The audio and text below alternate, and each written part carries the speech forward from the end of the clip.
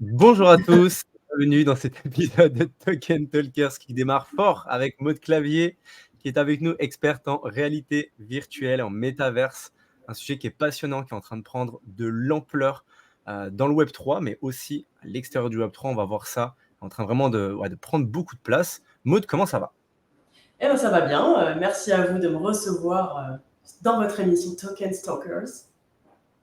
Avec grand plaisir. On voit que tu as mis aussi un fond, tu es accordé, tu es brandé, tu es là à 100%, ça fait plaisir. Voilà, et assorti à vous. Bah, écoute, trop bien. En tout cas, Maud, super content de t'avoir. On a envie de savoir, les gens ont envie de savoir, dans un premier temps, Maud, qu'est-ce que tu fais? Comment est-ce que tu es arrivée à faire ce que tu fais aujourd'hui? Parce qu'on sait que tu fais plein, plein de choses et c'est pas tout le monde qui peut se prétendre expert en réalité virtuelle et métavers. C'est encore des métiers, on va dire, qui sont nouveaux et qui, j'imagine, ils doivent se construire, ils doivent passer par des chemins qui sont pas forcément, ceux qu'on connaît ou ceux qu'on pense. Donc, avec plaisir d'en savoir un peu plus. Comment est-ce que tu es arrivé, jusqu'à là où tu es aujourd'hui? Alors je vais partir du plus récent au plus ancien pour éviter de barber les gens. Aujourd'hui, j'ai principalement deux casquettes. La première, c'est que je suis associée et directrice générale d'une société qui s'appelle Vroom, comme vous pouvez le voir ici. C'est une société qui crée à la fois des mondes virtuels dans des plateformes diverses, qu'on appelle la partie studio, mais aussi une société où on a créé notre propre plateforme de métavers dédiée à la culture, qui s'appelle Vroom aussi, et qui est dispo sur les casques de réalité virtuelle. Donc là, c'est voilà, depuis plus d'un an et demi, on est sur la création de software aussi. Parallèlement à ça, je suis présidente du CNXR maintenant pour la deuxième année. Et le CNXR, c'est le Conseil national de l'AXR, c'est une fédération française qui rassemble 9 associations nationales. Et là, ça a un rôle un peu plus politique, de lobby, pour défendre un peu notre filière, l'excellence française, et mettre voilà, la XR française, quelle qu'elle soit, que ce soit culturelle, la recherche industrielle, etc., sur le devant de la scène, et lui permettre de se construire et d'évoluer comme il se doit. Donc ça, c'est mes deux casquettes. Donc, je ne sais pas si vous voulez rentrer dans le détail de comment je suis arrivée là, mais voilà, parce que ça Ouais, risque d'être... bah, ça peut être intéressant. En tout cas, si tu as envie de partager un petit peu, comment est-ce qu'on arrive à ce poste-là et bravo déjà pour tout ça, parce que j'imagine que tu dois avoir des journées bien remplies, du coup. Mes journées sont effectivement bien remplies. Juste pour essayer de la faire courte, ça fait depuis 2015 que je suis dans l'écosystème, on va dire, virtuel, parce que j'ai démarré par la vidéo 360. À l'époque, j'avais créé mon entreprise pour faire du court-métrage audiovisuel classique et des films institutionnels. Enfin voilà. Comme beaucoup, je me suis lancée dans l'entrepreneuriat en n'y connaissant absolument rien, mais c'est comme ça qu'on fait de l'entrepreneuriat, c'est bon, ça va se jeter dans le vide. Donc je me suis jetée dans le vide et quand j'ai découvert la vidéo 360, j'ai eu une fascination immédiate. Et à l'époque, comme c'était assez émergent, les événements qui étaient dédiés à la vidéo 360, souvent e-mailaient réalité virtuelle en temps réel, jeux multijoueurs, parfois intelligence artificielle, réalité augmentée. Donc on est devenu un espèce de conglomérat de technologies qui se voyait hyper souvent, mais du coup c'était intéressant parce qu'on avait accès un petit peu à de la connaissance sur l'ensemble. Et au fur et à mesure, les filières se sont spécialisées. Donc moi, au début, j'étais dans la 360 pendant un certain temps en tant que productrice, réalisatrice. J'ai fait des documentaires à moi aussi. Voilà, directrice de production pour d'autres. Et en 2020, au premier confinement, je suis tombée amoureuse de ce qu'on appelle aujourd'hui le métavers, ce qu'on appelait à ce moment-là la réalité virtuelle sociale. Et j'ai commencé à me coller à un groupe WhatsApp où on explorait plein de plateformes. Tous les vendredis on allait explorer une plateforme différente, VRChat, Rec Room et d'autres. Et suite à ce premier confinement où Vroom avait commencé à lancer des premières opérations de festival dans VRChat, le fondateur Louis Cacciotolo m'a contacté et a voulu que je travaille avec lui en tant que chef de projet. J'ai fait ça en tant que freelance un certain temps, et le jour où j'ai fait mes preuves sur notre premier projet avec Jean-Michel Jarre, Notre-Dame, qui était l'un des projets les plus importants de Vroom, j'en reparlerai sans doute après, il a vu que j'avais les reins solides et donc il m'a embauché. Et au fur et à mesure, je suis montée de chef de projet à directrice générale. Donc j'ai été vraiment les mains dans le cambouis pour arriver là où j'en suis maintenant. Et comme les gens dans l'écosystème de la réalité virtuelle m'ont vu depuis 2015, c'est ça qui a aussi attiré mes confrères au sein du CNXR à avoir confiance en moi pour mener l'industrie où elle doit se trouver.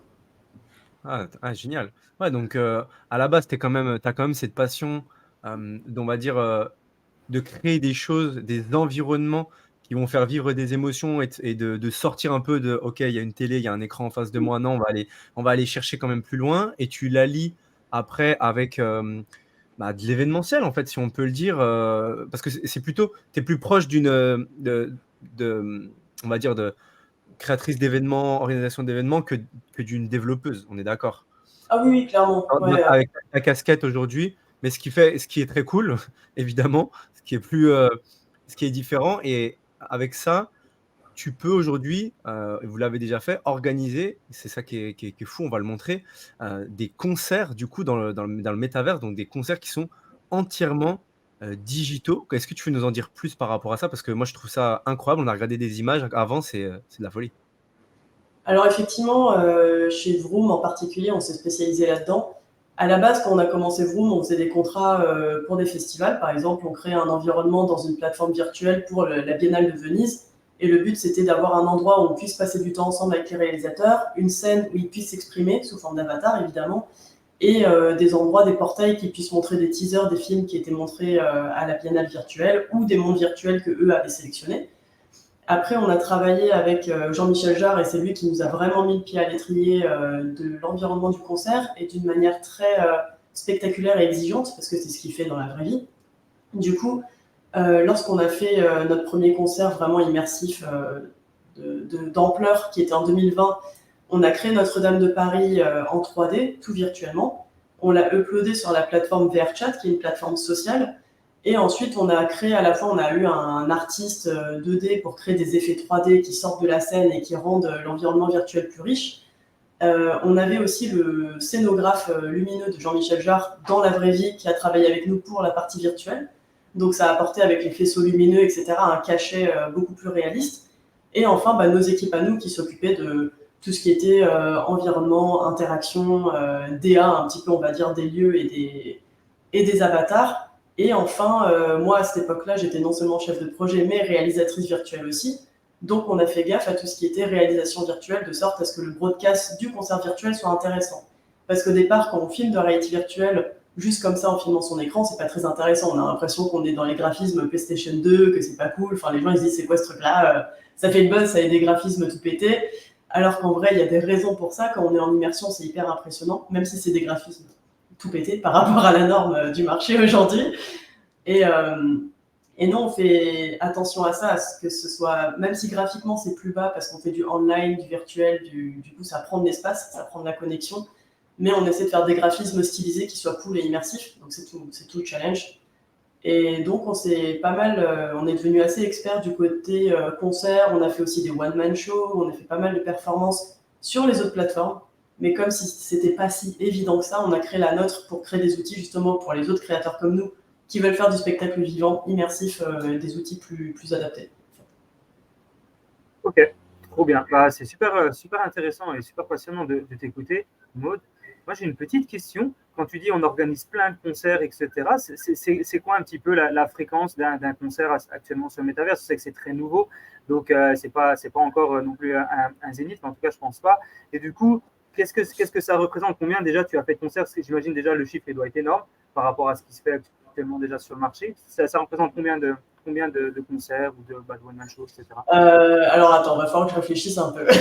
Depuis qu'on a notre propre plateforme, on a fait, disons, en fait, on a lancé une alpha party en janvier de l'année dernière où on avait 3 concerts en un, donc on produisait 3 artistes dans un même programme. Chaque artiste faisait 3 chansons, on leur avait fait des environnements spécifiques, etc.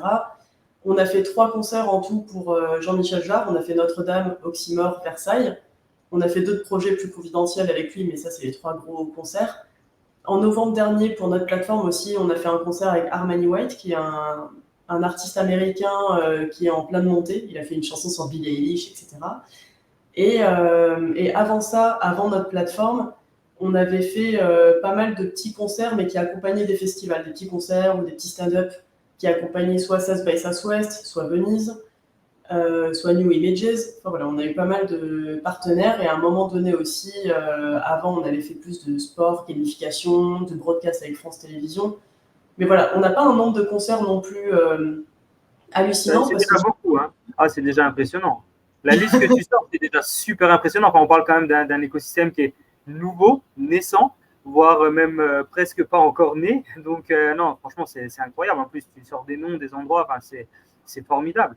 Et si je me mets, par exemple, dans le prisme de l'amateur et je me dis, waouh, Maud, c'est incroyable ce qu'elle fait, est-ce qu'il existe des replays? Est-ce qu'on peut regarder ces concerts en replay? Comment ça fonctionne? Tu peux nous en dire un peu plus? Alors, il y a deux choses. Si c'est des concerts qui ont lieu sur notre plateforme, on s'arrange souvent pour avoir des droits de replay pendant 4 mois. Malheureusement, là, la semaine prochaine, le 6, il y a Armani White et Maxence qui finissent. Donc voilà, c'est l'occasion de dire aux téléspectateurs de venir avant cette date-là, se rendre sur l'application Vroom, hein, qui se télécharge sur n'importe quel casque et regarder les concerts. Dès qu'on fait les concerts live, il y a toujours des broadcasts YouTube et les lives restent en ligne un certain temps. Mais ça dépend vraiment du droit, parce que quand on travaille dans le milieu de la musique, vous savez peut-être, tout ce qui est droits musicaux, c'est assez particulier, il faut négocier, et c'est vraiment du cas par cas pour chaque artiste. Là, ensuite, on aura encore Web7 et Le Juice qui seront accessibles un certain temps en replay. En février, on va organiser des replays aussi du concert de Jean-Michel Jarre à Versailles. Donc voilà, c'est souvent événementialisé. Et l'autre chose aussi, pour ceux qui seraient un peu performeurs dans l'âme, c'est que sur notre plateforme, on développe aussi un système où on crée des scènes en 3D avec des créateurs de monde, et des artistes peuvent prendre ces scènes-là pour y performer. Des personnes qui chantent, qui font du stand-up, ce qu'ils veulent, organiser leur événement. Donc voilà, si ça les intéresse, ils nous contactent, on peut faire ça aussi. Ce qui fait que c'est moins lourd en fait en production, c'est le lieu est déjà produit, il y a quelques effets à ajouter et on enchaîne. Et puis j'oubliais aussi toute la scène DJ, on a produit beaucoup de DJ. Donc là, c'est moins du concert, mais c'est quand même des DJ sets. On a produit Minotaur, un artiste complètement virtuel. On a travaillé sur un projet avec l'Arena Défense pour un client qui s'appelait Visive, où c'était en hybride. Il y avait le concert sur place, les écrans du métavers de notre monde virtuel en même temps, etc. C'était très cool. Ah, je ne vous vois plus. Mais voilà, tout ça synchronisé. On est là. Intéressant, d'accord. Ok, trop bien. Et du coup, alors autant du côté public, donc comme tu l'as dit, il faut être muni d'un casque à réalité virtuelle, évidemment. Il y a une application, il y a votre application qui se télécharge. Et du côté public, je comprends assez bien le fonctionnement, mais du côté artiste, du coup, quelle est l'organisation que lui doit avoir? Est-ce qu'il doit être, je sais pas, dans un studio? Comment ça se passe lui de son côté? Je suis assez curieux de savoir ça. Côté artiste, c'est un gros sujet, mais juste avant de répondre à ta question sur l'artiste, concernant la diffusion, effectivement, aujourd'hui, il faut un casque de réalité virtuelle pour l'expérience premium, mais ensuite, il y a toujours des broadcasts en flat sur les écrans qui sont disponibles, et on a l'intention de devenir, en tout cas pour notre plateforme, smartphone compatible au bout de 6 mois, donc pour avoir aussi une antenne plus accessible. Donc ça, c'est la petite parenthèse. Pour les artistes, il y a pas mal de dispositifs qui vont du plus professionnel au moins professionnel. Le plus professionnel, quand c'est nous qui faisons des créations, etc., on fait de la motion capture. Donc, c'est-à-dire, on va aller à la rencontre de l'artiste et le capter dans sa performance, soit à l'aide d'une combinaison, mais ça maintenant c'est déjà vintage, parce qu'on est passé à ce qu'on appelle la motion capture markerless. Donc, c'est des caméras qui entourent l'artiste et qui captent en direct son mouvement. C'est d'ailleurs ce qu'on a utilisé pour Jean-Michel Jarre à Versailles, parce que c'était une performance qui se passait au château de Versailles en même temps et en virtuel. Donc, il y avait des caméras cachées de markerless pour le capter en direct sur son avatar. Et ça, voilà, soit les artistes sont en studio, soit ils performent déjà live quelque part. On l'a plus souvent fait en studio avec un retour écran du public virtuel, quand c'était des productions 100% virtuelles. Et quand l'artiste performe en live, on appelle ça de la performance hybride. Il performe à la fois sur une scène et pour le virtuel. Ça, c'est une première solution, et c'est la solution évidemment la plus chère, la plus logistique. Il y a une seconde solution qu'on a essayé une fois qui s'appelle, nous on appelle ça l'hologramme, mais c'est pas vraiment l'hologramme. C'est on filme l'artiste avec une Kinect, c'est un vieux système qu'on utilisait pour la Wii, etc. Une caméra qui va filmer l'artiste et le retransmettre dans le monde virtuel en live avec un effet un peu holographique à la Star Wars. Donc on va le voir en semi-volumétrie, pas en 360, pas en full 3D. Mais si on le met par exemple contre un mur noir dans le monde virtuel, ça fait quand même une impression assez particulière. On dirait l'artiste il est avec nous dans le monde virtuel, c'est assez marrant. On a fait ça pour Jean-Michel Jarre dans son concert Oxymore, vous pourrez le voir sur notre site. Et enfin, nous, ce qu'on cherche à développer sur Vroom avec les artistes qui utiliseraient nos stages, c'est travailler avec des artistes soit qui sont équipés, soit équiper leur label, d'un casque de réalité virtuelle et d'un système qu'on appelle de full body tracking. Donc, c'est des trackers, par exemple, qui sont vendus avec certains casques, qui se mettent sur les poignets, les chevilles, la taille, la hanche, de sorte à ce qu'on puisse traquer un minimum leur mouvement. Ok. Donc ça, c'est un peu les 3 grands dispositifs. Ouais, donc comme tu dis, c'est de la folie parce que ça évolue aussi évidemment très très vite et il y a plein de types de techno qui sont en train d'être développés et plus c'est en train d'être adopté et plus ça va le faire. Et moi, je suis pas très au courant de justement un petit peu les casques, combien est-ce qu'il y en a, etc. tout ce que je sais, c'est qu'Apple va en lancer un, etc. Mais est-ce que c'est juste du très très bon marketing ou est-ce que vraiment il va être au-dessus du lot? Ça représente quoi aujourd'hui le marché du casque et comment est-ce que ça évolue? Je suis assez curieux de savoir ça. Alors, c'est un marché encore très naissant. Pour comparer, au début du smartphone, il y avait un smartphone, puis deux, puis trois, et chacun créait ses propres systèmes avant qu'on arrive au iOS/Android. Aujourd'hui, dans le milieu du casque virtuel, le grand dominant, c'est Meta, déteneur du groupe Facebook, WhatsApp, etc., et qui a lancé les casques Oculus et maintenant qui s'appelle MetaQuest. Donc les MetaQuest 2 et 3 sont des casques blancs, populaires, qui coûtent entre 300 et 500 dollars et sur lesquels il y a beaucoup de jeux. Enfin, il y a un écosystème existant sur ces casques qui est très puissant et c'est la majorité du marché. Il y a quelques concurrents, HTC Vive aussi, qui est un casque taïwanais assez ancien, mais ce casque a eu plus de popularité pour une clientèle B2B, donc les gens qui font de la formation, de la sécurité, etc., ou pour des salles d'arcade de réalité virtuelle. Vu que c'est plus cher, c'est plus rare que les gens l'achètent chez eux directement. Il y a eu des casques liés au PlayStation VR 2, PlayStation VR 1. Ceux-là aussi ont connu un certain succès, mais pas autant que l'écosystème MetaQuest. Et enfin, il y a un casque chinois qui s'appelle Pico, qui est un bon concurrent, mais qui maintenant aussi se réoriente sur la partie plutôt entreprise. Après, il en existe plein d'autres. D'ailleurs, il y a un casque français qui s'appelle le Lynx, mais il se lance maintenant en industrialisation, qui est un peu dans le même créneau que Apple, qui est en réalité, ce qu'on appelle la réalité mixte, donc qui intègre le fait qu'on puisse voir son vrai environnement avec de la réalité augmentée. Donc, l'écosystème des casques qui est assez varié, et puis il y en a plein que je ne vais pas vous citer, parce qu'il y en a d'autres encore des compétiteurs, mais là, je cite les principaux. Et Apple, pour moi, ce que je trouve, c'est qu'aujourd'hui, dès que le hardware sort un produit, on est obligé en fait de sortir vite les produits aujourd'hui. Contrairement à il y a 10 ans, on pouvait sortir quelque chose de complètement polish.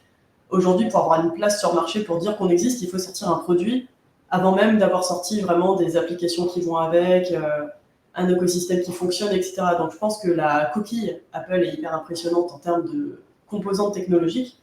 Maintenant, l'usage, il n'est pas encore vraiment là. Eux, ils le voient comme du spatial computing, donc avoir plusieurs écrans, travailler, etc.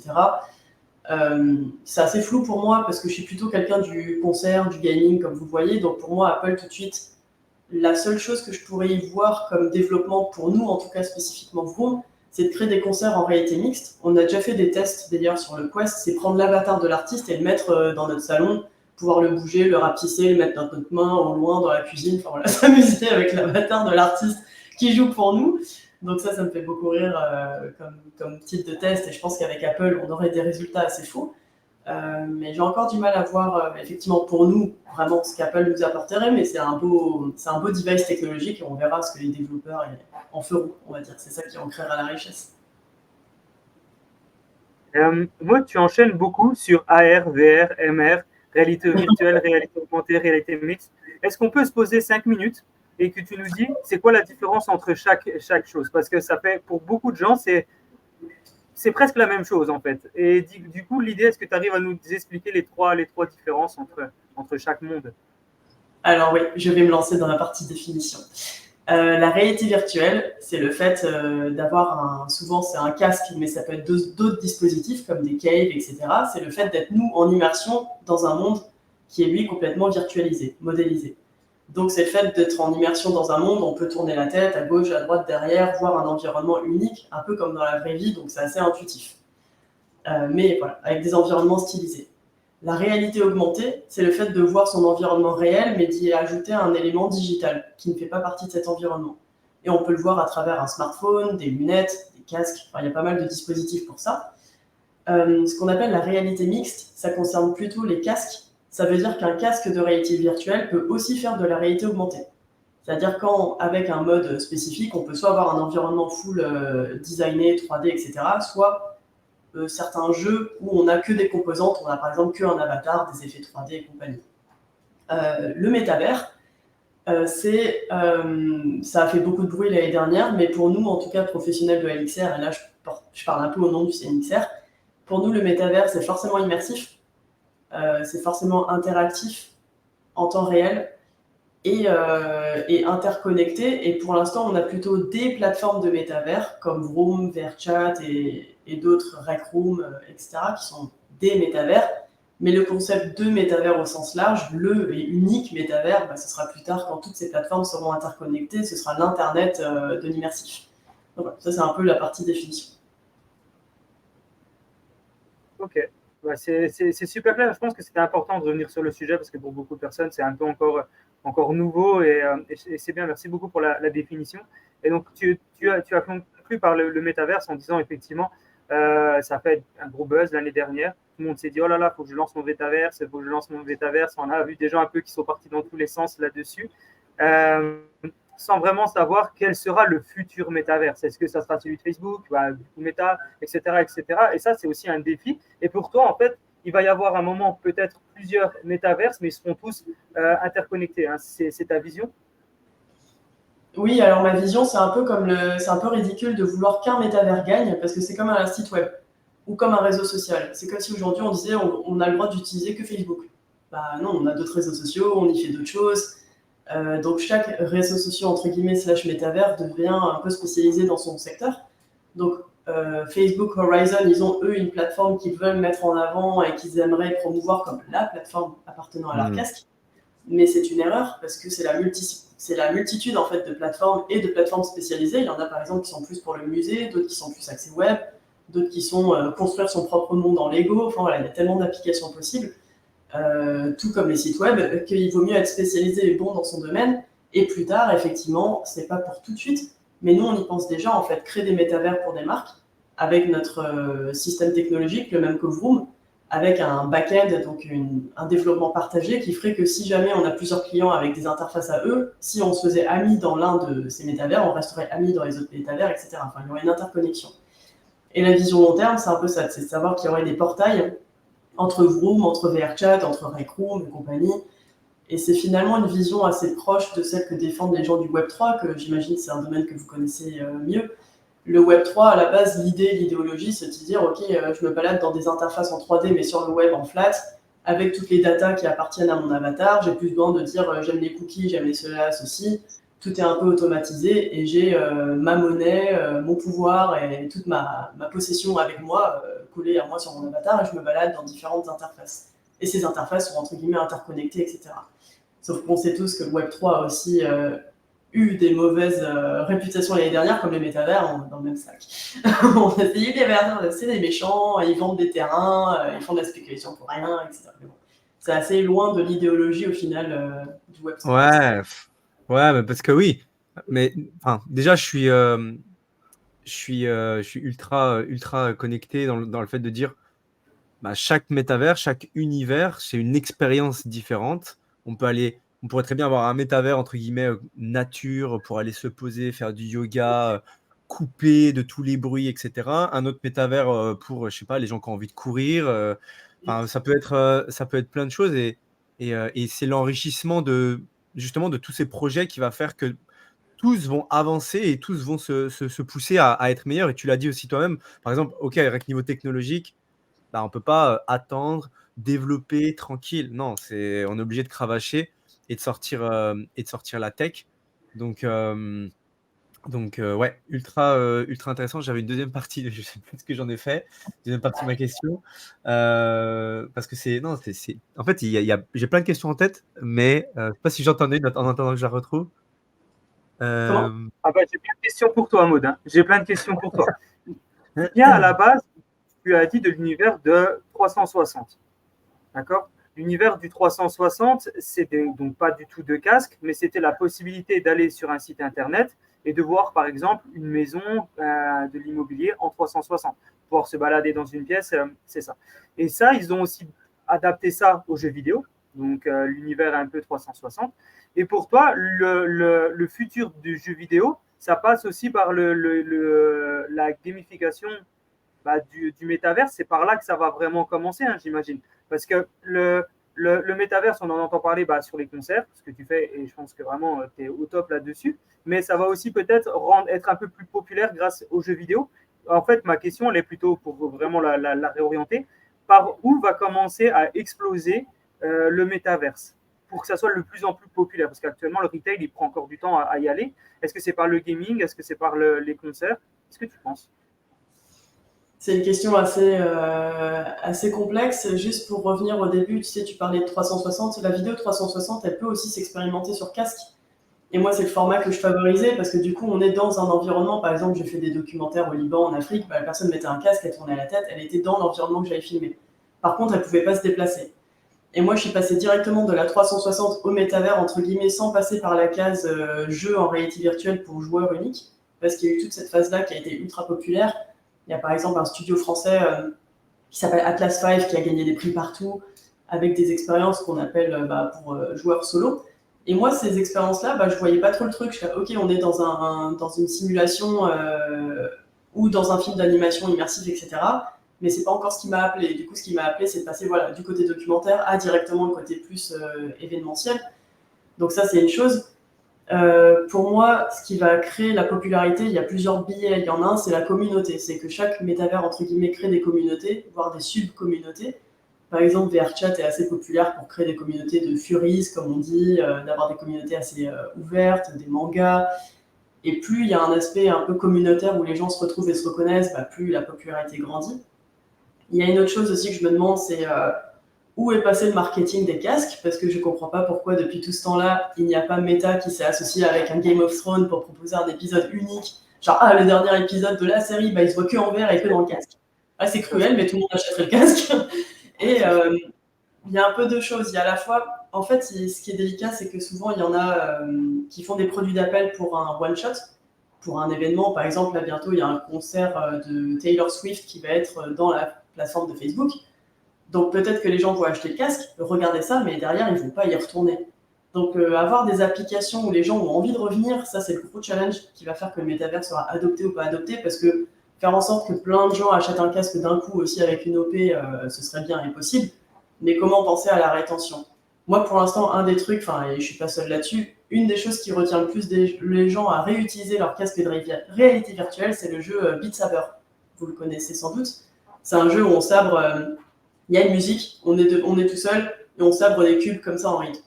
C'est hyper fitness, jouissif, on peut y jouer juste 15 minutes par jour. Et c'est vraiment le jeu qui a fait le plus d'argent en réalité virtuelle, c'est le gros hit, et pourtant ça a déjà 4 ans je crois. Donc c'est déjà assez vieux, donc on attend le prochain hit. Et nous avec Vroom, c'est ce qu'on va essayer de faire, mais ça se fait pas en un jour, c'est de créer des communautés musicales, des fandoms, des gens qui aiment vraiment certains artistes ou certains styles, qui se retrouvent, qui font des meet-up, des tables rondes, en parallèle des concerts auxquels ils assistent, et qui est vraiment un mouvement communautaire qui se crée. Et pour moi, c'est par là que va commencer le côté populaire du métavers. Ouais, les créations de communautés, ça, de toute façon, Web3, c'est vraiment le cœur, le gros cœur de cette industrie, et on le sait. Et on a de plus en plus tendance à avoir comme tu dis, des sub-communautés, jusqu'à arriver dans des niches. Ouais. Et par rapport à ça, est-ce que, du coup, par exemple, je sais pas, les tickets de concert aujourd'hui, est-ce que c'est des NFT? Est-ce que c'est pas du tout comme ça? Est-ce que vous intégrez déjà justement des NFT je sais pas, d'une certaine façon, même pour l'avatar, etc. Est-ce que ça c'est déjà intégré, c'est natif? Alors, on a un souci là-dessus, c'est qu'en fait, dès qu'on a une application en réalité virtuelle, on doit reverser de l'argent au casque qui nous héberge. Ouais.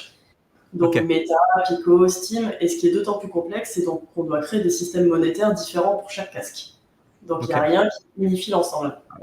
Ce qui fait que si on faisait du NFT, etc., en gros, on se ferait éjecter par le casque, parce que si on crée quelque chose de monétaire en dehors du casque, ça veut dire qu'il ne touche pas l'argent dessus, il nous éjecte.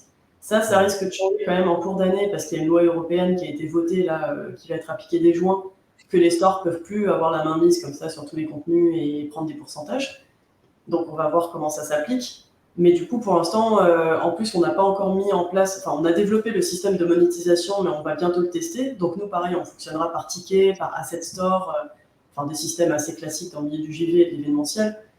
Mais voilà, tout ce qui est Web3, on aimerait potentiellement l'intégrer un jour parce qu'on aimerait faire du smart contract entre les créateurs de monde qui créent leur stage et les artistes qui utilisent ces stages. Parce que les artistes pourront soit payer le stage et faire du concert gratuit, soit faire du concert payant et avoir un revenu cher. Mais dans tout ce qui est monétaire et partage de monétisation, etc., forcément, le Web3 serait plus pratique, mais aujourd'hui, on ne peut pas l'intégrer.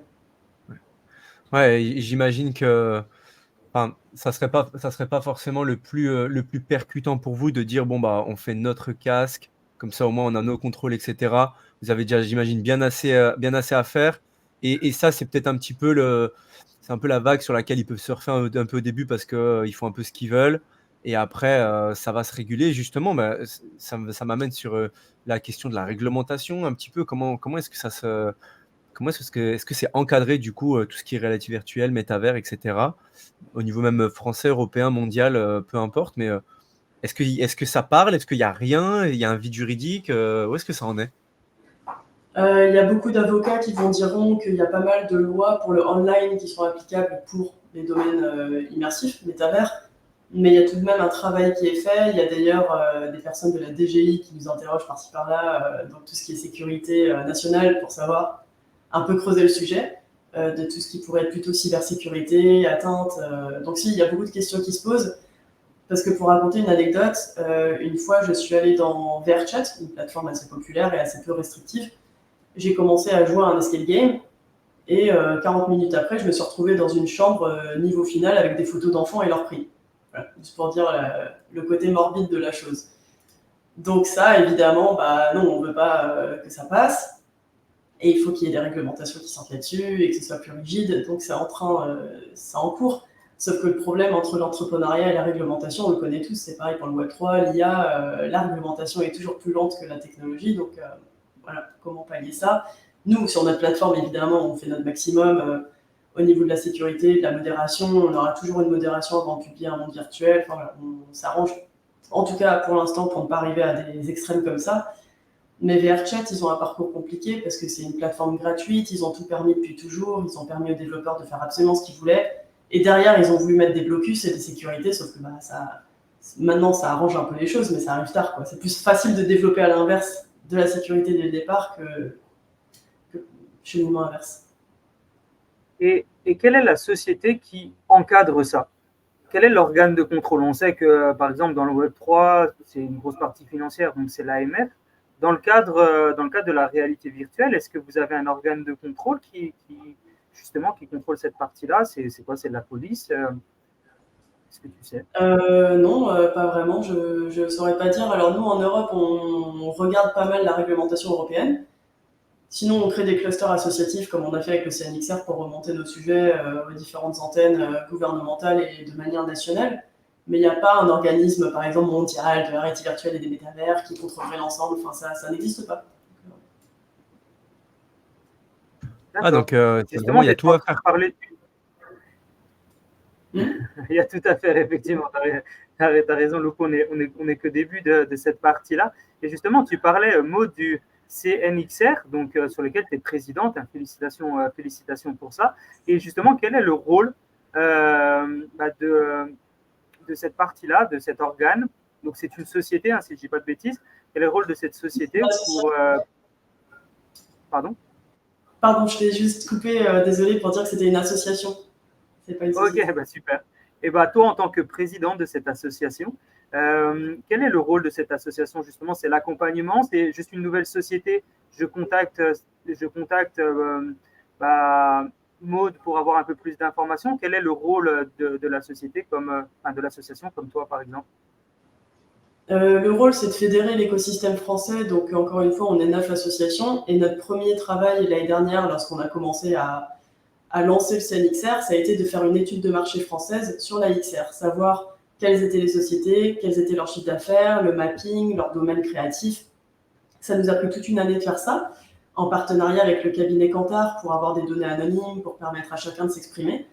Et une fois qu'on avait ces datas, on en a ressorti des grandes problématiques qui étaient que les sociétés de XR ont du mal à se faire financer, qu'elles ont du mal à recruter ou faire connaître leur métier et qu'elles ont du mal à distribuer leurs œuvres. Donc, suite à cette première année, on va dire plutôt d'études et de prise de contact aussi avec les différents ministères, on a fait un événement au ministère de Bercy pour le compte-rendu de l'étude. Derrière, cette année, on va travailler sur l'opus recrutement et connaissance de nos métiers en créant un portail complet sur le site du CNXR où on pourra poster des annonces, mieux connaître les métiers, etc. Et dès qu'il y a des choses spécialisées, ça renverra vers les associations. Parce que les associations elles-mêmes, elles sont spécialisées dans des verticales comme la recherche, la création, la production, enfin il y a pas mal de verticales. Et enfin, on imagine lancer en fait des gros chantiers annuels sur des sujets qui concernent l'industrie, de sorte à la rendre plus forte, plus connue. Et j'imagine que l'année prochaine, par exemple, on travaillera peut-être un peu plus finement sur la partie financière ou distribution. D'ailleurs, ça commence, on a interrogé quelques investisseurs en one-to-one pour comprendre qu'est-ce qu'ils cherchaient exactement quand ils investissaient dans nos domaines, pourquoi, comment, enfin, les acculturer. Mais ça reste un sous-chantier. Voilà, c'est un peu ça le CNXR. Ouais, donc ça ouais, donc c'est ouais, de toute façon, c'est la comme on dit, hein, l'union fait la force et on l'a vu aussi, nous, par exemple, dans la tokenisation, on voit que toutes les personnes qui ont créé, la DAN, qui est une association aussi pour faire ça, bah, sur le long terme, c'est une force parce que ça pousse l'écosystème, ça pousse tout le monde, l'écosystème vers le haut et ça oblige tout le monde à mettre de l'énergie positive et dire: «Bon, qu'est-ce qu'on crée?» On se pose, on n'est pas tout seul dans notre coin en train de développer, tout le monde peut mettre de l'énergie, collaborer ensemble et c'est ce qui fait accélérer la croissance et du coup, au niveau, moi je suis curieux, au niveau mondial, comment se porte la France dans cet écosystème alors? Est-ce qu'on est bien Au en ce niveau moment? mondial, on est très fort sur le point de vue artistique parce qu'on est OK. un des seuls pays au monde avec une aide publique pour les œuvres immersives. Le CNC, le Centre national du cinéma et de l'image, c'est très connu pour financer les films, les documentaires, les autres segments artistiques. Et très tôt, dès 2016, il me semble, ils se sont positionnés sur le fait de financer l'immersif, donc des œuvres soit d'animation en 360, soit des films 360, et ils se sont améliorés avec le temps à financer ce qui était au bout du jour, quoi, ce qui était plus immersif, métavers et compagnie. Ils financent toujours des choses artistiques et narratives dans l'ensemble, donc c'est pas vraiment du concert, etc., comme nous on fait, mais ça a permis aux œuvres financées déjà de pouvoir avoir un financement assez solide, de pouvoir chercher des cofinancements, puis d'être distribuées dans des festivals hyper réputés comme Venise, Raindance, South by Southwest, enfin, voilà, les grands festivals qui montent de la réalité virtuelle. Donc en fait, les Français, on est extrêmement réputés pour nos films et notre patte artistique. Après, on est moins bon, entre guillemets, en business. Enfin, si on se compare aux États-Unis, les États-Unis, ils vont financer beaucoup et d'un coup, et ça passe ou ça casse, et voilà. Mais voilà. Nous, en France, en tout cas, on est sur le devant de la scène là-dessus. En termes de maîtrise aussi des techniques, on est pas mal parce qu'on a des écoles comme les Gobelins qui se sont mis aussi à la réalité virtuelle. On a beaucoup d'écoles de jeux vidéo et de 3D qui sont mis à la réalité virtuelle assez tôt, donc tout ce qui est développement, création graphique, etc. On a une très bonne réputation là-dessus. Mais là où voilà, là on reste pas bon, c'est la partie financière. Pour savoir faire des gros financements, même à échelle nationale, on finance plutôt les œuvres plutôt que les sociétés en tant que telles. On finance, voilà, on fait du petit financement plutôt que de financer des énormes champions qui pourraient lancer l'écosystème. Alors qu'aux États-Unis, ils vont financer en masse des plateformes de réalité virtuelle, plutôt des choses structurelles. Donc c'est un peu ça Ouais. le comparatif. Ils ont une inversion au risque, les États-Unis, qui est un peu l'opposé de l'Europe, où ils sont capables de mettre beaucoup d'argent sur pas grand-chose. Alors qu'en France et même en Europe, les gens sont un peu plus réfléchis. Ils se disent, bon, ok, on va investir dans tel ou tel projet, mais on va y aller tranquillement pour voir un petit peu ce que ça donne. Je pense que là aussi, où la France a peut-être, et tu me dis si je me trompe, hein, mais peut-être aussi une carte à jouer, et là où elle a un petit peu de l'avance, c'est aussi dans le secteur du luxe, parce que la France est très connue pour le secteur de la mode, du luxe, Fashion Week, etc. Et je sais que beaucoup de marques de luxe sont aussi très présentes, hein, dans ce secteur d'activité. Et je pense que vraiment, dans, dans le futur, la France a vraiment une carte à jouer par rapport à cette partie-là. Euh, Maintenant, pour toi, quel va être le reste de l'évolution, par exemple, dans le monde du métaverse? On sait que c'est quelque chose qui est encore très nouveau. On est vraiment qu'au début. Quelles vont être les prochaines étapes et les prochaines évolutions pour toi de cet écosystème? Pour moi, l'évolution, elle part vers de l'hybridation, c'est-à-dire mêler le réel du virtuel, avoir des moments pleinement immersifs et d'un coup des moments, comme je disais, en réalité mixte, où on voit juste certains éléments, être à la fois sur scène, etc. Il y a aussi quelque chose qui est assez encore plus nouveau, qui s'appelle tout ce qui est tactile. Donc, je ne sais pas pourquoi j'ai pas le nom en tête là tout de suite. Et bref, tout ce qui est équipement tactile en réalité virtuelle, donc c'est des gants, des gilets, qui nous permettent de ressentir encore plus de choses, qui nous permettent de ressentir les choses virtuelles. Pour moi, ça, c'est l'avenir aussi, mais l'avenir à beaucoup plus long terme. C'est d'avoir des équipements tactiles chez soi ou dans les salles qui soient plus ou moins sophistiqués pour accompagner ces expériences virtuelles et avoir de plus en plus de features sociales. Par exemple, pour l'instant, on se retrouve dans des mondes virtuels avec des personnes du monde entier. Je pense qu'il y aura de plus en plus d'interconnexions. On dira, bah voilà, si je t'aime bien, je t'ajoute en ami, bah hop, ça t'ajoute sur mon WhatsApp. On peut aussi se connecter en vrai. Avoir cet écosystème virtuel, on pourrait le mapper directement dans le vrai monde et dire, ah bah tiens, moi j'habite à Barcelone, tiens, j'ai tel ami virtuel qui passe dans le coin, va le voir pour boire un verre. Donc il y a une espèce de réseau social amélioré, en fait, et presque intuitif. Et aussi, la grande évolution, ça va être la partie, ce qu'on appelle UI/UX, donc User Interface, User Experience. C'est que pour aujourd'hui, c'est encore très geek quand on va dans les plateformes de réalité virtuelle. Souvent, c'est pas hyper intuitif pour les gens qui n'en font pas. Apple, je pense qu'ils vont foutre un énorme coup de pouce là-dessus parce qu'ils sont très sur l'intuitif UI/UX. Mais du coup, ça va inciter les autres casques à améliorer ce pan-là. Et donc, ça va devenir de plus en plus intuitif. On mettra le casque, on l'enlèvera, on aura des lunettes. Ça fera partie un peu intégrante de nos vies, comme à la même échelle que des réseaux sociaux. Ah, un tel est là, il est dans telle partie, vas-y, machin, mais sans que ce soit intrusif comme aujourd'hui, quoi. Je pense que c'est un peu ça l'évolution. Ouais, donc vraiment d'avoir ouais, le mot hybride, comme tu dis, où en fait, on va pas être tout le temps dedans avec le casque, etc. Mais ça va être des moments de vie. Et on le voit, par exemple, tu parlais des one-man show aussi tout à l'heure. C'est ultra, ça peut être ultra intéressant. On sait qu'on a toujours un peu cette image des artistes, des comiques qui sont allés à Paris dans des petits one-man shows pour se faire connaître, etc. En fait, on pourrait leur donner leur chance directement depuis là où ils sont, sur des plateformes virtuelles, ce qui leur donne beaucoup plus d'ouverture et beaucoup plus de, de monde à voir en une fois et leur donner leur chance. Ok, ben, on fait déjà des tests sur la réalité virtuelle et après, ben, pourquoi pas dans la réalité. Ça ouvre, en tout cas, moi, j'essaie toujours de voir le côté nouvelles opportunités, peu importe pour qui ce soit, mais il y a toujours des nouvelles opportunités que des gens vont pouvoir saisir et c'est ultra intéressant ça. Bah non, on est très focus là-dedans. On a envie de donner des nouvelles opportunités aux artistes, mais ce qui est aussi très intéressant, c'est que ça les oblige à créer d'une nouvelle façon. Par exemple, une fois, on avait fait un stand-up dans VRChat, donc l'artiste elle-même avait pris un avatar relativement classique au début, et tous ceux qui étaient en face d'elle, c'était des poulets, des chats, des mangas, des dragons. Donc forcément, quand ça rebondit, ça palpe avec le public, c'est « Hé, toi le poulet, là, ouais, même pas tu t'es fait retirer hier, ah, enfin voilà, des blagues sur les avatars. » Elle-même, ensuite, elle a pris du fun dans le truc, ils disaient « Bah tiens, moi aussi, je vais changer d'avatar. » Donc souvent, les humoristes, quand ils disent « Ah bah voilà, je suis grand, je suis machin, machin », ils se décrivent, bah là, ils peuvent le faire 5 fois dans le show avec des apparences complètement différentes. Ah bah ouais, moi je suis un manga, ouais, c'est dur la vie, je suis beaucoup trop petit par rapport aux autres, enfin j'en sais rien, mais il y a des jeux d'humour qui se jouent qui sont différents.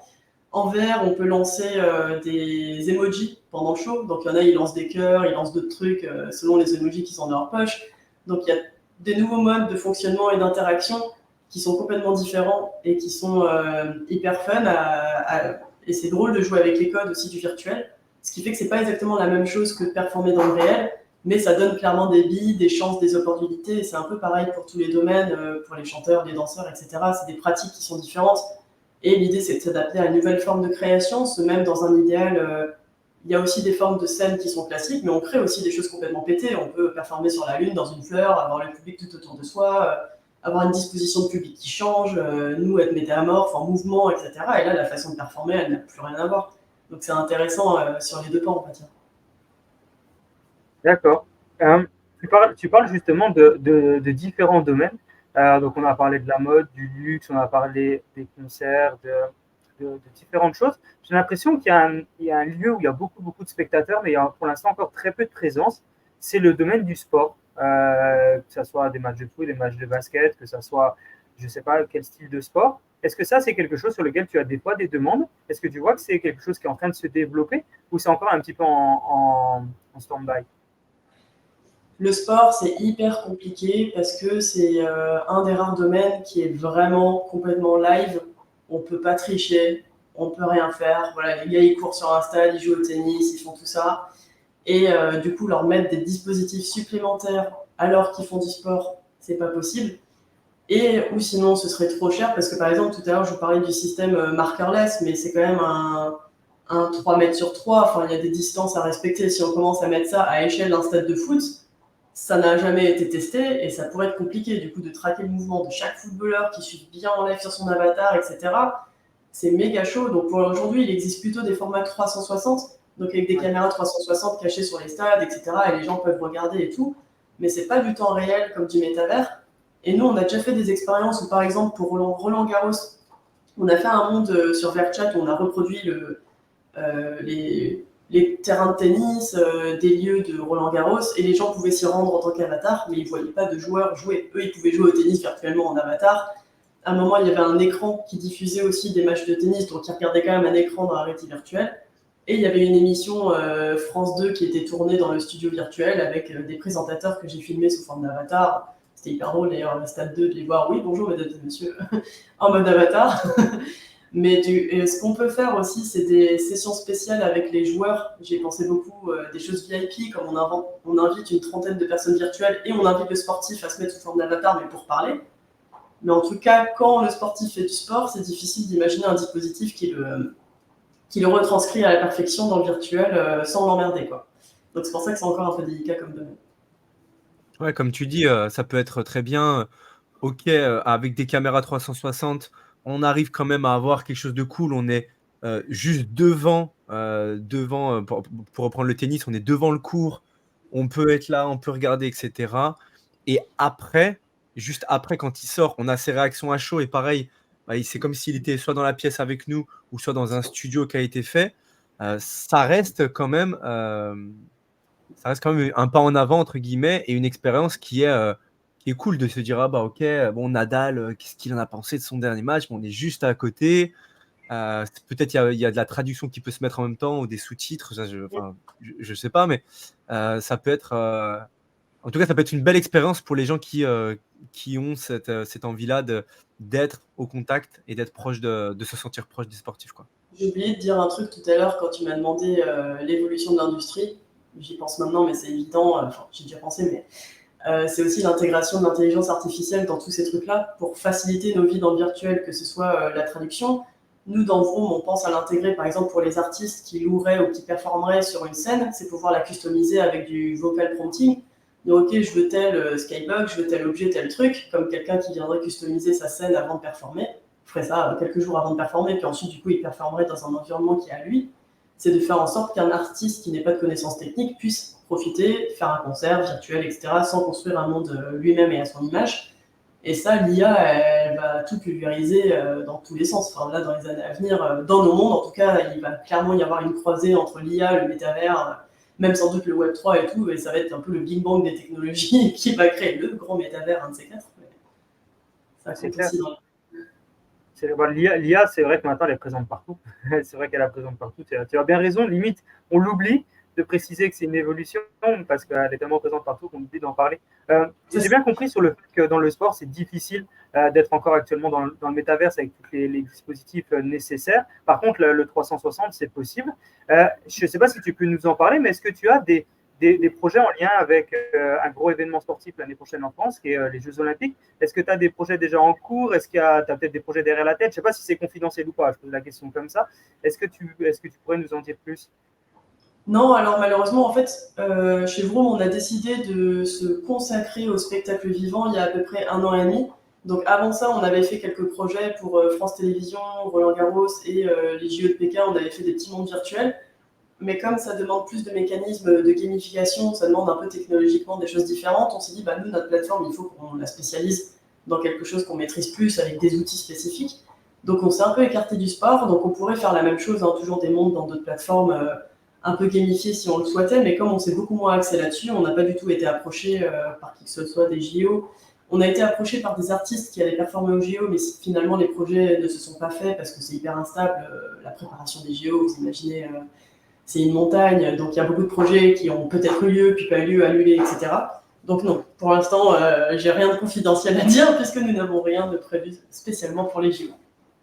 Ok, bah, c'est clair parce que je sais que bon, beaucoup de gens en France pensent à cet événement l'année prochaine, que je sais qu'il y a aussi beaucoup d'acteurs sur place qui regardent comment rendre les Jeux Olympiques de Paris uniques ou les premiers dans tel secteur d'activité. Donc, ça aurait peut-être été les premiers dans le 360 ou ce genre de choses.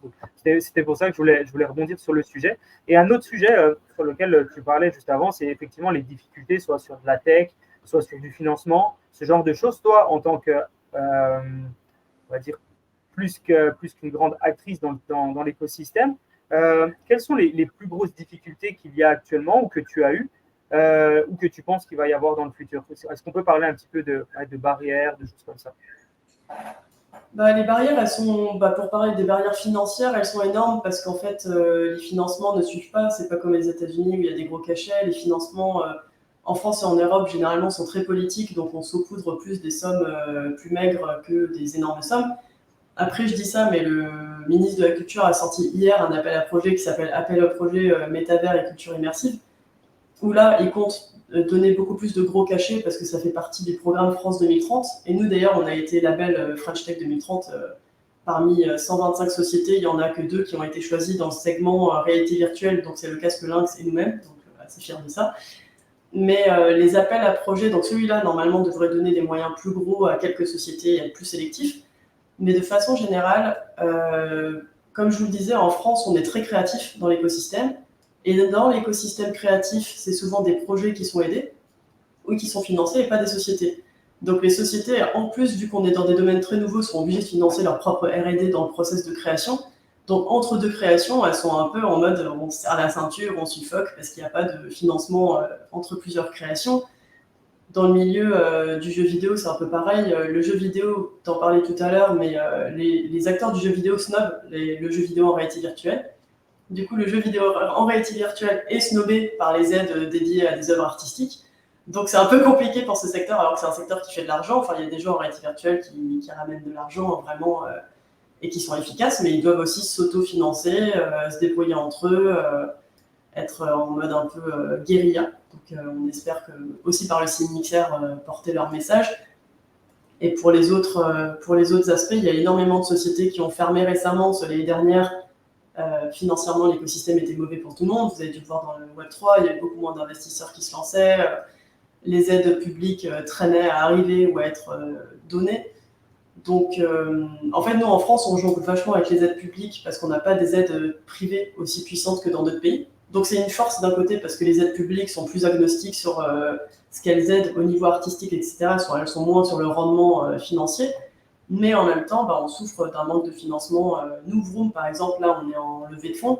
On cherche un investisseur lead et on a du mal à le trouver en national. Au début, on voulait avoir ce message très souverain, on est français. Donc, on a des fonds de financement qui nous suivent, mais on n'a pas encore le lead. On le cherche, mais on ouvre maintenant nos frontières à l'Europe et à l'international. Donc on verra. Mais je veux dire, c'est ça, le financement, c'est un premier très très gros problème parce qu'il y a un problème justement de compréhension de notre industrie, d'intérêt. Les gens se disent mais pourquoi c'est là, il n'y a pas de marché, si on avance, c'est ceci, cela. Mais justement, quand on en avance, c'est un peu le moment de miser dessus. Voilà, c'est un peu ça. C'est toujours le même problème, hein, c'est que quand les gens disent bah non mais ouais, c'est un petit truc, etc. Et après quand ça explose et que c'est partout, ils disent ah mais en fait c'est pas mal, hein. C'est le problème, mais c'est intéressant du coup le fait que tu partages ça avec nous. Et c'est vrai que du coup vous faites le choix de plutôt avoir comme tu dis un gros investisseur qui rentre avec vous et pas par exemple de dire ok on a une communauté, on peut parce que nous du coup on parle beaucoup de tokenisation et le fait de lever des fonds mais avec des plus petites parts, avec différents types de tokens qui peuvent donner aussi même des droits, des rewards, des accès, etc. Est-ce que vous êtes posé la question aussi de pourquoi pas le faire, ou est-ce que c'était vraiment tracé ou dites non, moi, on préfère une grosse entité ou un fonds peut-être pour être plus solide? C'est plus une question de timing parce qu'en fait, nous, sur le développement de la plateforme, l'année dernière, on a eu quand même pas mal de subventions. On a été aidé par le gouvernement français pour développer la première partie de la plateforme. Là, on va intégrer la monétisation dans une seconde partie, mais on va commencer à avoir un service satisfaisant un peu plus tard, ce qui nous permettrait de lever, entre guillemets, des fonds auprès de notre communauté. Et de toute façon, on s'attend à ce que notre communauté paye des tickets pour aller de concert, des gadgets, etc. Donc, vraiment, qu'il y ait un système de monétisation solide. Mais avant de demander à des personnes privées de nous financer, en plus, les besoins de financement sont assez gros. Je veux dire, on cherche 4 millions. C'est pas comme si on cherchait 200 000 euros, tu vois. Donc, c'est un peu délicat. Donc, on préfère faire rentrer des gros acteurs, des investisseurs dans un premier temps, une première vague, ou des financements publics si ça fonctionne, ou les deux, pour continuer la plateforme. Et je pense que d'ici 1 an, on commencera à avoir des revenus générés. Et au pire, si on a besoin d'un coup de pouce, on pourra demander à nos communautés. Mais là, c'est vraiment notre objectif, c'est de créer une communauté assez solide et de leur proposer des services cool avant de leur demander de l'argent ou quoi que ce soit. Ok, donc si vous êtes un investisseur, que vous voulez investir dans la société de Maud, que vous avez 4 millions qui traînent, n'hésitez pas, 1,5 contactez Maud. million, 1,5 million pour l'investissement lead. On a les suiveurs. Ok, donc tu as déjà levé alors, tu as déjà reçu un petit peu des premiers investisseurs. Il y a des investisseurs qui nous suivent. Ça arrive souvent dans le milieu de la levée de fonds. Il y en a qui disent OK, on vous suit, mais on attend que quelqu'un soit le premier, donc le lead. Oui. Et dès qu'un lead s'engage, ça veut dire que le projet est aussi assez solide. Enfin, les suiveurs croient au projet, etc., mais ils ne peuvent pas se positionner comme lead. Donc voilà, ce qu'on cherche, c'est le lead, effectivement. Ok, bravo pour ça. En tout cas, on croise les doigts très fort pour toi, Maud, pour cette levée. En tout cas, toutes les forces à toi pour que tu la réussisses et le plus rapidement possible et que tu trouves ce lead investor parce que c'est super important pour ton projet. Et merci d'avoir pris le temps d'expliquer effectivement que tu es en train de lever les fonds. Et je pense que, effectivement, comme tu le disais au début, ce secteur-là, je pense que les investisseurs ne sont encore pas nombreux parce qu'ils ont du mal à comprendre. Mais par contre, il y a des experts quand même et peut-être ça se trouve plus à l'étranger, comme tu disais, plus qu'en France. Mais en tout cas, aucun doute que tu vas le trouver. Et s'il y en a un qui nous écoute, en tout cas, contactez Maud, s'il vous plaît, très très important. Incroyable produit, incroyable concept, incroyable projet et incroyable founders. Donc il faut vraiment, vraiment la contacter. Au niveau de la partie des tendances, on en a un petit peu parlé des différentes tendances qui se passent actuellement dans le métaverse. Est-ce qu'il y a des tendances qui sont futures, que tu vas voir évoluer? Donc, quand on parle de tendances, c'est vraiment sur la partie métaverse pure. Est-ce qu'il y a des tendances que tu vois évoluer qui sont pour toi peut-être trop récentes pour exploser, mais c'est une opportunité? Et d'autres, peut-être, elles peuvent se faire, mais la tech n'est encore pas assez présente. Est-ce que tu penses qu'il y a des tendances qui pourraient arriver et révolutionner encore plus ce secteur? Oui, alors je réfléchis parce que le domaine est varié. Si tu veux, ces derniers temps, moi, je me suis quand même plus intéressée au milieu des concerts, mais j'ai quand même vu une révolution de ce côté-là. Par exemple, des plateformes comme Roblox ou Fortnite, qui sont des jeux en flat, comme on dit, plat, intègrent de plus en plus de concerts et de performances parce qu'ils ont vu que c'était un endroit où aller, un endroit où il y avait de l'attraction, où on pouvait avoir de l'argent. Donc c'est là qu'à ce moment-là, nous, on s'est dit qu'on avait quand même eu du flair parce qu'on fait ça depuis longtemps. Et le fait que ces plateformes, certaines d'entre elles deviennent des plateformes en réalité virtuelle, comme Roblox, ça veut dire aussi qu'ils ont un intérêt à faire ça en immersif et à aller sur ces plateformes immersives. Donc la tendance un peu, c'est le mix entre le jeu vidéo et les moments sociaux du jeu vidéo, parce que tous les jeux vidéo, surtout les MMORPG, je pense au World of Warcraft ou je sais pas, les League of Legends, etc. Je pense que de plus en plus, on va avoir des ponts où d'un coup on va jouer et d'un coup on va là, ah tiens, on va aller à un concert sur notre plateforme, c'est cool, go. Ah tiens, on va aller se faire une DJ set par ici, par là. Pour moi, la tendance aussi à venir, ça va être vraiment ce côté cross-platform. C'est un peu plus long-termiste, mais c'est vraiment ce côté où on pourra tout faire dans le digital. On va pas passer nos vies avec un casque sur la tête, mais en termes d'entertainment et de social, on pourra faire beaucoup de choses. Donc jouer, parler avec ses amis, participer à des concerts, etc. On pourra se faire des soirées un peu cross-platform et plus longues. Et non, je pense aussi que la nouvelle tendance, et celle sur laquelle nous on est, c'est que les gens performent de plus en plus dans le métavers. C'est au-delà de proposer des grosses stars qui performent et que les gens vont voir, comme Ariana Grande, etc. C'est de proposer des artistes beaucoup plus indépendants, qu'eux-mêmes puissent prendre des outils en main, puissent les approprier, acheter du motion tracker, se performer sur des stages, s'entraîner. Enfin voilà, c'est le côté opportunité dont tu parlais tout à l'heure. C'est ça, en fait, pour moi, la tendance et l'avenir, c'est que les gens prennent en main les outils, les comprennent et les détournent, en fait. C'est ça qui est intéressant. Ouais, puis ça peut même aussi, comme tu dis, entre guillemets, «venir du bas». C'est-à-dire que parce qu'il y a des petits artistes, qui font des choses et qui push, et peut-être qu'ils font un buzz et cetera, que les gros vont se dire: «Ah mais attends, je suis peut-être en train de louper un truc, comment ça se passe? Comment je peux faire moi aussi? Hop et j'y vais» et cetera. Donc oui, ça peut. Et du coup, c'est un autre chemin qui est différent, qui est pas mauvais, qui est bien aussi, et qui se construit peut-être même plus solidement parce que les gens qui vont être là, même avec les petits artistes, ils vont dire bah ok, nous on est là, on est une communauté, on aime cette façon de consommer du spectacle. Et on aimerait voir pourquoi pas des grands, mais je veux dire, avec les petits, entre guillemets, on est au top avec ça. Et justement, en parlant de ça, parce que bon, vous avez quand même fait un projet avec Jean-Michel Jarre qui était top. Et je sais pas dans quel jour il joue, petit, grand, ça après, et voilà. Mais du coup, hyper curieux d'en savoir un petit peu plus. Si tu veux nous en dire plus sur comment peut-être l'idée est venue, comment est-ce que vous avez été mis en contact, comment est-ce que lui, l'information justement, il l'a prise, est-ce que, je sais pas, il a dit ouais, non, en fait, c'est quoi ce truc? Un petit peu, ouais, nous parler de ce projet parce que c'est quand même assez exceptionnel. Alors, la toute première collaboration entre Jean-Michel Jarre et Vroom, j'étais pas encore chez Vroom, mais je la connais bien. C'était pour un spectacle qui s'appelle Alone Together et c'était en 2020 pour la fête de la musique. C'est la mairie de Paris, il me semble, qui a appelé Vroom, qui a été en contact avec Vroom et qui a demandé à Louis, au fondateur, de dire bah, on aimerait qu'il y ait un spectacle immersif, ça pourrait être cool. Et Louis a dit bon, vous inquiétez pas, je vais trouver un artiste. Et Louis travaillait lui-même avec un artiste qui a fait la mise en relation avec Jean-Michel Jarre. Ensuite, Jean-Michel Jarre, avec son agente, ils ont appelé Louis un certain temps pour voir s'il tenait la route. Et ils se sont lancés dans le projet de faire un concert en réalité virtuelle en 3 semaines. Donc c'était vraiment rien comme temps. C'était un marathon, un hackathon, comme on dit. Au bout de 3 semaines, le concert se passe, c'était un live, et moi j'étais dans ce concert-là en tant que spectatrice. J'étais dans la salle VIP, j'avais un avatar de petit lapin.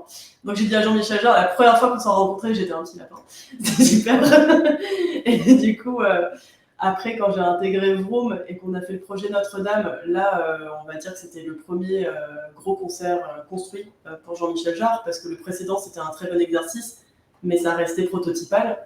Là, pour Notre-Dame, on a eu 2 mois et demi de production, comme je vous le disais tout à l'heure. En plus, ce qui était complexe, c'est que on avait un broadcast qui était prévu pour BFM TV. On était l'événement officiel du Nouvel An, donc il fallait qu'on ait un broadcast parfait. Du coup, Jean-Michel Jarre, lui, il jouait dans un studio dans lequel il était filmé. Il avait un retour écran au loin des personnes en réalité virtuelle. Et dans la réalité virtuelle, c'était un tout autre spectacle pour Notre-Dame de Paris. Et en fait, Jean-Michel Jarre, c'est quelqu'un de passionnant et d'exigeant parce qu'il est hyper impliqué.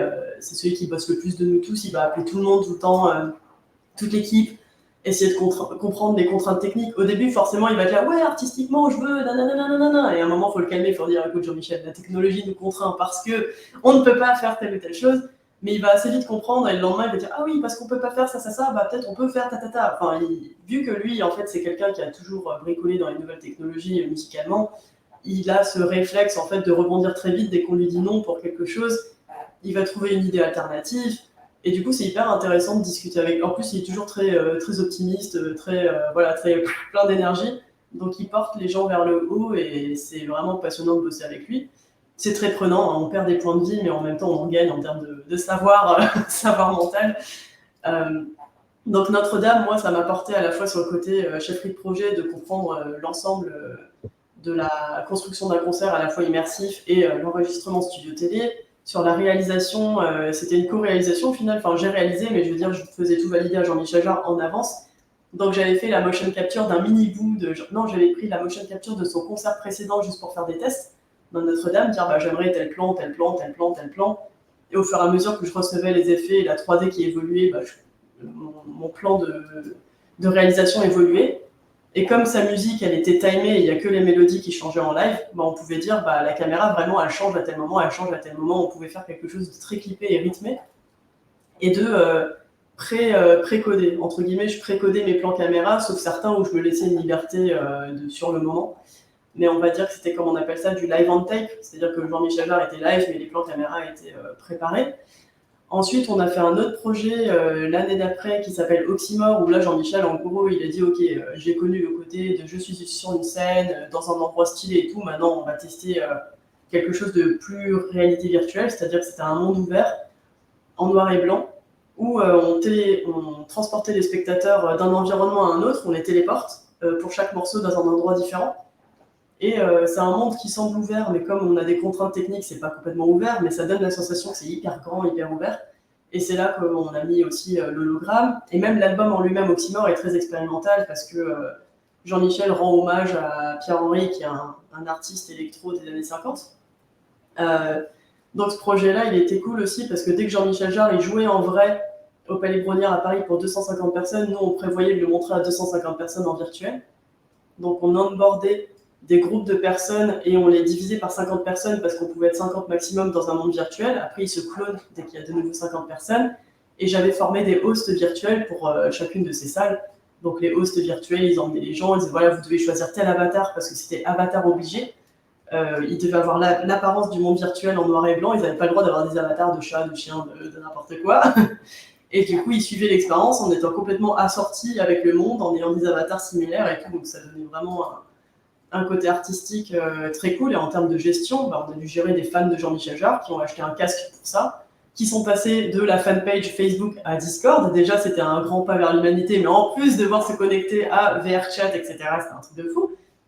Et on a eu un témoignage très touchant d'une dame qui s'appelle virtuellement Flopette, mais qui a 60 ans, qui est en fauteuil roulant, qui n'a jamais pu voir le moindre concert de Jean-Michel Jarre. Et bah là, pour une fois, j'ai pu voir un concert. Et je l'ai même invité à une Q&A avec Jean-Michel Jarre après. J'avais invité 30 fans triés sur le volet pour lui poser des questions. J'avais peur qu'en termes de modération, ce soit chaud, mais en fait, c'est hyper sage. J'étais c'est Monsieur Jarre. Et il dit moi, j'ai une question et tout. C'était trop mignon.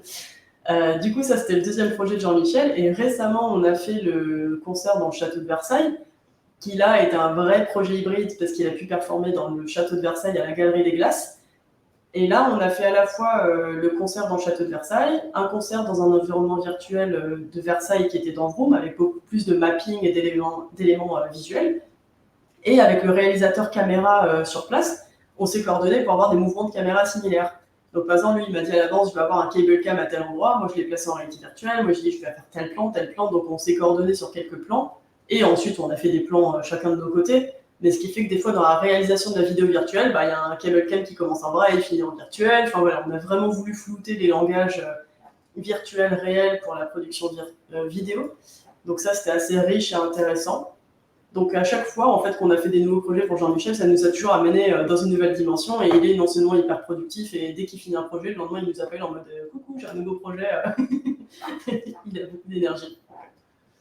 Ah ouais, incroyable. Ah mais ouais, ce témoignage, il est juste fou. C'est la récompense morale entre guillemets de tout le travail qui a été fait.